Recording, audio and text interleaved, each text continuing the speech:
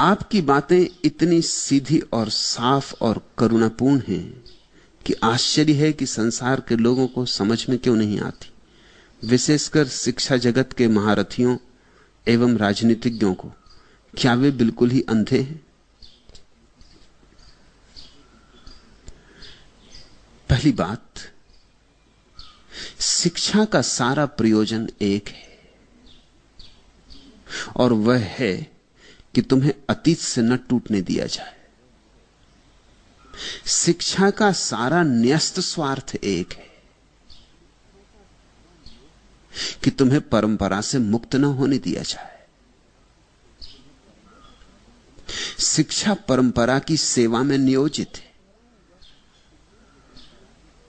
और मैं जो कह रहा हूं वह परंपरा नहीं। मैं जो कह रहा हूं वह अतीत नहीं, वर्तमान है। शिक्षा का वर्तमान से कोई संबंध नहीं। शिक्षा पीछे की तरफ देखती, शिक्षा की आंखें चैथी पर लगी, वो पीछे की तरफ देखती। जो पहले हो गया है उसको ही पढ़ाई जाती, उसको ही समझाया जाती। जो आज हो रहा है उससे शिक्षा का कभी कोई संबंध नहीं होता। जब यह भी अतीत हो जाएगा तब शिक्षा इसको भी पढ़ाएगी। ध्यान रखना, कभी तुम्हारे शिक्षा शास्त्री मुझे पढ़ाएंगे, लेकिन वो तब पढ़ाएंगे जब मैं जा चुका, जब अतीत हो गया, जब मैं काम का ना रहा। शिक्षा शास्त्री तभी पकड़ता किसी चीज को जब वो राख हो जाती, जब उसमें से अंगारा खो जाता। कबीर जब जिंदा थे तो शिक्षा शास्त्री कबीर से कोई संबंध नहीं जोड़ सका। अब कबीर पर कितनी पीएचडी लिखी जाती तुम देखते हो। जितने शोध ग्रंथ कबीर पर लिखे गए उतने किसी पर नहीं लिखे गए। गंवार कबीर पर इतने शोध ग्रंथ। अगर कबीर ने नौकरी की आकांक्षा की होती किसी विश्वविद्यालय में तो चपरासी की भी जगह ना मिलती। आचार्य के पद की तो बात ही अलग। कबीर को यह विश्वविद्यालय विद्यार्थी की तरह भी प्रवेश देने को राजी होते, यह भी संदिग्ध है।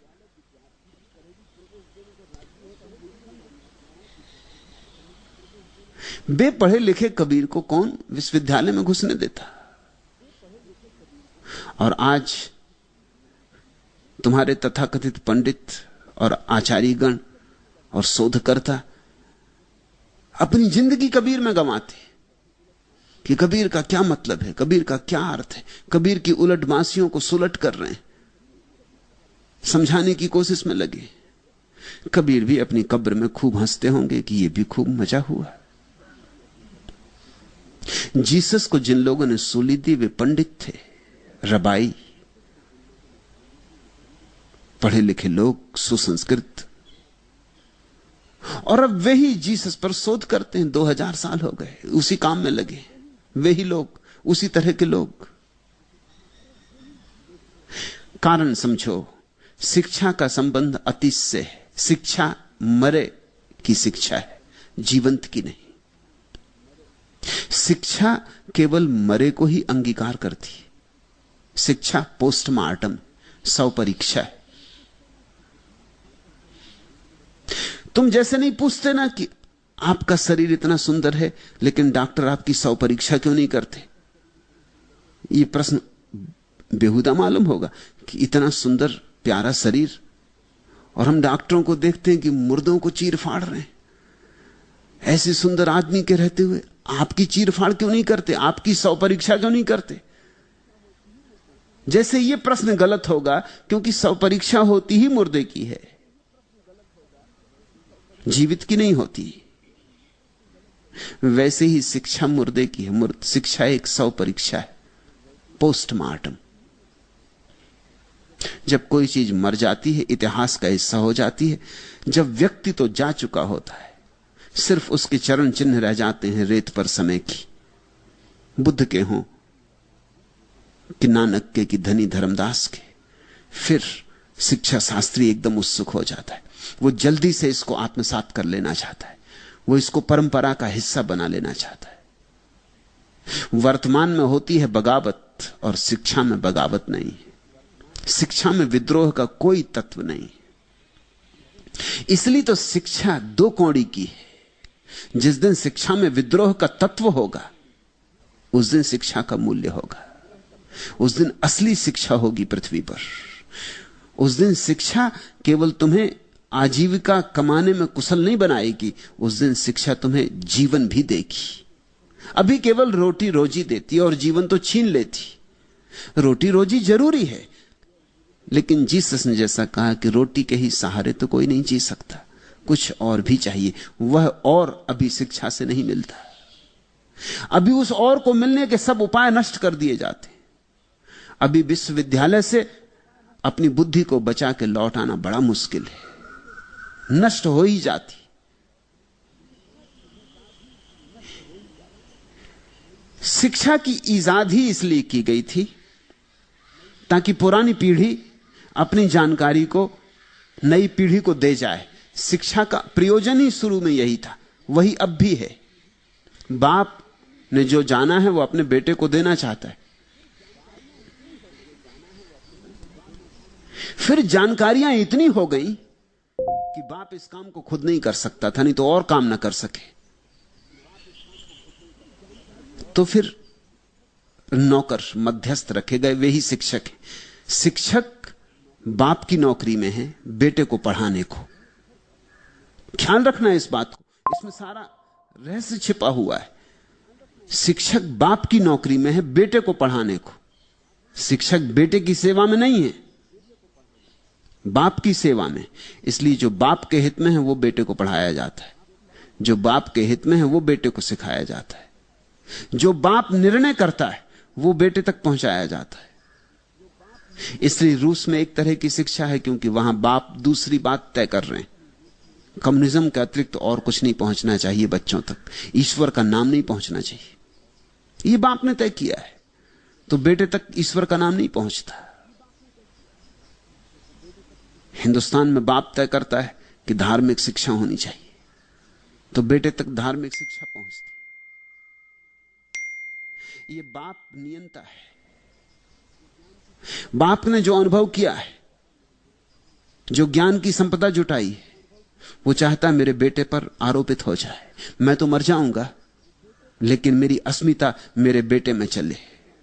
वो बेटे के कंधे पर जीना चाहता है। मैं जो कह रहा हूं वो अंगार है, वो बगावत है, विद्रोह है।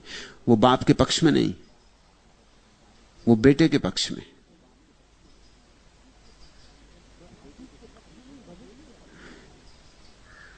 वह अतीत के पक्ष में नहीं, भविष्य के पक्ष में। वो जो होने वाला है उसकी सेवा में रत होनी चाहिए शिक्षा, ना कि जो हो चुका है। क्योंकि जो हो चुका वो हो चुका, अब नहीं होगा, अब उससे कुछ लेना देना नहीं। मैं ये नहीं कह रहा हूं कि पिता के प्रति सम्मान नहीं होना चाहिए, पिता के प्रति निश्चित सम्मान होना चाहिए। असल में तो तुम्हारा भविष्य जितना सुंदर होगा उतना ही तुम्हारा पिता के प्रति सम्मान भी अधिक होगा, क्योंकि पिता ने ही तो तुम्हें जीवन दिया, तुम्हें स्वतंत्रता दी, तुम्हें सुरभि दी। खलील जिब्रान का वचन है, अपने बच्चों को प्रेम देना, स्वतंत्रता देना, लेकिन अपना ज्ञान नहीं। क्योंकि ज्ञान तो तुम्हारा पुराना पड़ चुका है। बच्चे दूसरे ही दुनिया में जिएंगे, वहां यह ज्ञान काम ना आएगा, वहां नया ज्ञान काम आएगा। और यह बात रोज रोज ज्यादा महत्वपूर्ण होती गई। आज से 3000 साल पहले बाप और बेटे के जानकारी में कोई फर्क नहीं होते थे, इसलिए शिक्षा बिल्कुल कारगर थी। क्योंकि जो बाप ने जाना था वही बेटे को जानना था। समझे, एक बाप जूता सीता रहा जिंदगी भर, तो बेटे को जूता सिखाना, जोड़ना, जूता बनाना सिखा जाता था। इसलिए बहुत समय तक गुरुओं की जरूरत ही नहीं थी, शिक्षकों की कोई जरूरत नहीं थी। हर बाप बढ़ई अपने बेटे को बढ़ईगिरी सिखा देता था, दुकानदार अपने बेटे को दुकानदारी सिखा देता था, छत्री अपने बेटे को युद्ध में लड़ना सिखा देता था, ब्राह्मण अपने बेटे को पौरोहित्य सिखा देता था। अपने अपने बेटों को अपने अपने लोग सिखा लेते थे। परंपरा से बात चलती चली जाती थी। फिर धीरे धीरे ज्ञान का संग्रह बढ़ता चला गया। फिर संग्रह इतना हो गया कि हर एक बाप अलग अलग अपने बेटे को शिक्षा दी, यह संभव नहीं रहा। तो फिर हमें स्कूल निर्मित करने पड़े, पाठशाला बनानी पड़ी। फिर उस पाठशाला के द्वारा हम सिखाते रहे। बापों ने जो जाना था वो जरूरी था सिखाना अतीत में, क्योंकि अगर वो न सिखाया जाए तो बच्चों को फिर आबासा से शुरू करना पड़ेगा, उससे बहुत नुकसान होगा। इसलिए तो पशु पक्षी विकसित नहीं हो पाए, क्योंकि उनके पास शिक्षा का कोई जाल नहीं है।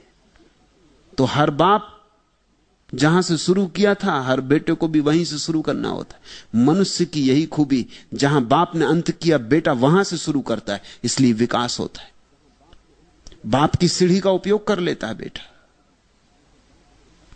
शिक्षा का बड़ा बहुमूल्य दान रहा अतीत में, लेकिन अब धीरे धीरे शिक्षा सहयोगी की वजह बाधक हो रही है, क्योंकि रोज नई घटनाएं घट रही हैं। ज्ञान इतनी तीव्रता से फूट रहा है, इतना विस्फोट हो रहा है। वैज्ञानिक कहते हैं कि पिछले 5000 सालों में जितना ज्ञान का विकास हुआ था, उतना पिछले 50 सालों में हुआ है। और पिछले 50 सालों में जितना विकास हुआ है, उतने पिछले 5 सालों में हुआ है। और पिछले 5 सालों में जितना विकास हुआ, उतने पिछले 5 महीनों में हुआ है। ये गति इतनी तीव्रता से हो रही है कि हमारे शिक्षा संस्थान करीब करीब व्यर्थ हो गए। अब समझो इस बात को। अगर तुम स्कूल में जाते हो पढ़ने, मनोविज्ञान पढ़ने जाते हो, तो तुम्हारे प्रोफेसर ने जब मनोविज्ञान पढ़ा था 30 साल पहले, वो मनोविज्ञान गलत हो चुका। वो वही पढ़ा रहा है, उसका अब कोई काम ही नहीं रहा। वो आउट ऑफ डेट है, कचरा है। जब मैं मनोविज्ञान पढ़ने विश्वविद्यालय में गया और मैंने देखा कि मेरे प्रोफेसर मैकडूगल पढ़ा रहे हैं। मैकडूगल उन्होंने पढ़ा था, अब तो मैकडूगल का नाम भी किसी अर्थ का नहीं। तो 50 साल पुरानी बात हो गई। जब मैंने उनसे खड़े होकर कहा कि आप ये क्या पढ़ाते, मैकडूगल का तो आज कुछ अर्थ ही नहीं, तो स्वभाव था वो मुझसे नाराज हो गए। मेरे उनके बीच संबंध बनना मुश्किल हो गया। ये तुम जान के हैरान होगे कि आज अगर विद्यार्थी थोड़ा भी होशियार हो तो गुरु से ज्यादा जानेगा। थोड़ी भी होशियार हो, कोई बहुत बड़ी प्रतिभा की जरूरत नहीं, थोड़ी प्रतिभा हो तो गुरु से ज्यादा जान सकता है, क्योंकि गुरु बंधा है जो उसने पढ़ा था। विज्ञान पढ़ा था उसने 30 साल पहले। इन 30 सालों में विज्ञान की सब अवस्था बदल गई, सब जमीन बदल गई।